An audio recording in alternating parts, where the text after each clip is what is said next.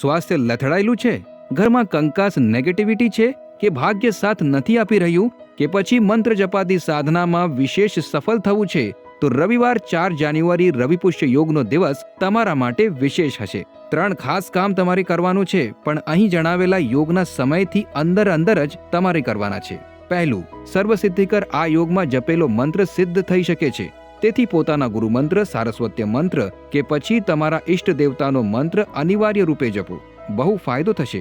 જેમનું સ્વાસ્થ્ય ખરાબ છે કે ભવિષ્યમાં ઉત્તમ સ્વાસ્થ્ય અને સાથે પ્રભુ ભક્તિ પણ ઈચ્છો છો, તો અચ્યુતાય ગોવિંદાય અનંતાય નામ ભેષજાત નશ્યંતી સર્વ રોગાણી સત્યમ સત્યમ વદામ્યહમ આ સર્વ રોગનાશક મંત્ર જપી શકો છો. બીજું કામ, આ યોગ અમૃત સિદ્ધિ યોગ હોવાને કારણે તેમાં બનાવેલી કે લીધેલી ઔષધિઓ શરીર પર ઊંડો અને સકારાત્મક પ્રભાવ નાખે છે.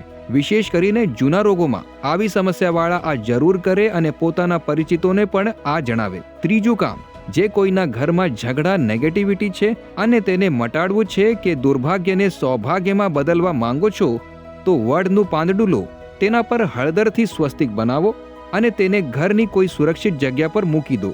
સંયમ સદાચારના રસ્તે ચાલો, થોડા જ સમયમાં લાભ અવશ્ય મળશે. આ યોગનો સમય રહેશે 4 જાન્યુઆરીએ બપોરે 3:11 થી 5 જાન્યુઆરી સૂર્યોદય સુધી. આ જાણકારી કામની લાગી હોય તો વિડીયોને વધારેમાં વધારે લોકો સુધી શેર જરૂર કરો. હરિઓમ.